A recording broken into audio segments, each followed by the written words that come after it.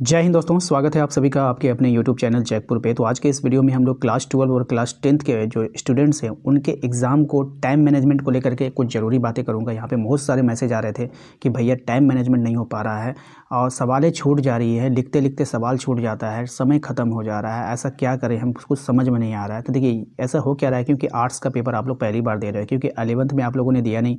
11th में आप लोगों ने ऑब्जेक्टिव का एग्ज़ाम दिया और आप लोगों के साथ ये प्रॉब्लम झेलनी पड़ रही है। वही हाल हो गया मैट्रिक वालों के साथ। 9th में उन लोगों ने ऑब्जेक्टिव दिया और 10th में आकर के वो लोग फंस गए। जब लिखना पड़ा तो उनको समझ में नहीं आ रहा है कि टाइम इतना जल्दी ख़त्म कैसे हो जा रहा है।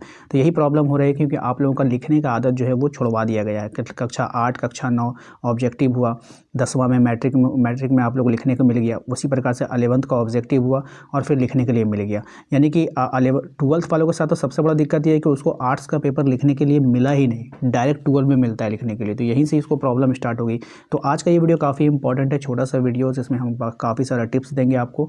वीडियो पसंद आएगा तो लाइक ज़रूर कीजिएगा। चैनल पे जो लोग पहली बार आए सब्सक्राइब कर लीजिएगा। खास करके 12 अगर आर्ट्स के स्टूडेंट्स हैं आप, तो आप हमारे दिए गए नंबर पे मैसेज करके अपने व्हाट्सएप ग्रुप को ज्वाइन कर लीजिएगा और चैनल को सब्सक्राइब कर लीजिए। इस चैनल पे आप लोगों की बेहतरीन तैयारी करवाई जा रही है। तो देखिए यहाँ पर मैंने कुछ हिंट्स मैंने लिखा है, आपको दिख रहा है कि परीक्षा में सफल होने के लिए सिर्फ पढ़ाई ही नहीं बल्कि समय का सही उपयोग करना जो है बहुत ज़रूरी है। आपको टाइमिंग का उपयोग करना बहुत ज़रूरी है। कई बार ऐसा होता है कि हम उत्तर लिखते लिखते समय ख़त्म कर देते हैं और पेपर अधूरा रह जाता है। इसलिए इसी नीचे में जो है दी गई विधियों को अपनाइए और आत्मविश्वास के साथ परीक्षा दीजिए। मैं कुछ विधि आपको नीचे में लिख दिया हूँ और मैं उसको आपको दिखाऊँगा और उसी विधि से आप लोगों को आगे बढ़ना है। सबसे पहले परीक्षा शुरू होने से पहले 10 से 15 मिनट क्या करना है। परीक्षा शुरू होने से पहले यानी कि 10 से 15 मिनट, पेपर आप लोगों को 15 मिनट पहले ही मिल जाता होगा। ठीक है, देखिए यहाँ पे प्रश्न पत्र मिलते हैं, उसे पूरा एक बार ध्यान से जरूर पढ़ लें। ये स्टार्टिंग के जो 10 मिनट होते हैं ना, ये आपके लास्ट के आधा घंटा बचाएंगे। कैसे बचाएंगे अभी आगे से पता चलेगा।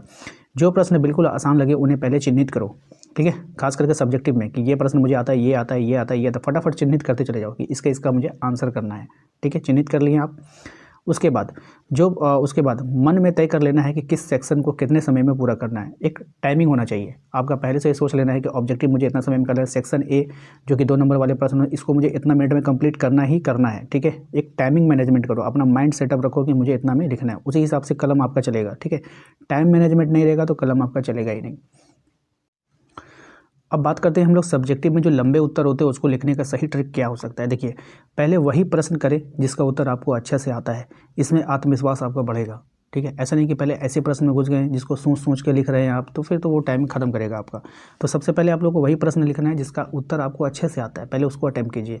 ठीक है, उत्तर को पॉइंट्स में और हेडिंग बनाकर लिखें। पहले उत्तर को हेडिंग लिखें, अब पॉइंट में उसका देने का, जिस प्रश्न का उत्तर आप पॉइंट में दे सकते हो पॉइंट में देने से क्या होता है, इससे लिखने का समय कम लगता है और कॉपी भी आकर्षक दिखती है। ठीक है, इस बात का ध्यान रखिएगा। ज़रूरत से ज़्यादा लंबा उत्तर ना लिखें। आपको जितने वर्ड में बोला गया उतने ही वर्ड में लिखें। ठीक है, ज़रूरत से ज़्यादा लंबा ना करें, जितना पूछा गया उतना ही प्रश्न का आपको उत्तर देना है। एक प्रश्न पर निश्चित समय जैसे कि 6 से 8 मिनट से ज़्यादा समय ना देना है आपको। ठीक है, समय पूरा हो तो आगे बढ़ जाना है। गोल्डन रूल क्या कहता है? गोल्डन रूल कहता है कि परफेक्ट आंसर से ज़्यादा ज़रूरी है कंप्लीट पेपर। ये आपको बात को समझ लीजिए, ये एक गोल्डन रूल है। आप एक परफेक्ट आंसर देने के चक्कर में होगा क्या, आपका पूरा टाइम ही खत्म हो जाएगा, पेपर अधूरा रह जाएगा। तो यहाँ पर मैंने लिख रखा है, इसको आप ध्यान से देखिएगा कि गोल्डन रूल है आपका कि परफेक्ट आंसर से ज़्यादा ज़रूरी है कंप्लीट पेपर करना। बात समझ में आई? एग्जामिनर को ऐसा नहीं है कि आपका 5 नंबर का अगर क्वेश्चन है तो आपने खूब अच्छा से लिख दिया है तो आपको वो 6 नंबर दे देगा, कभी नहीं देगा। वो आपको 4 दे देगा लेकिन 6 नहीं देगा। ठीक है, तो ज़्यादा समय बर्बाद ना करें, आगे बढ़ें।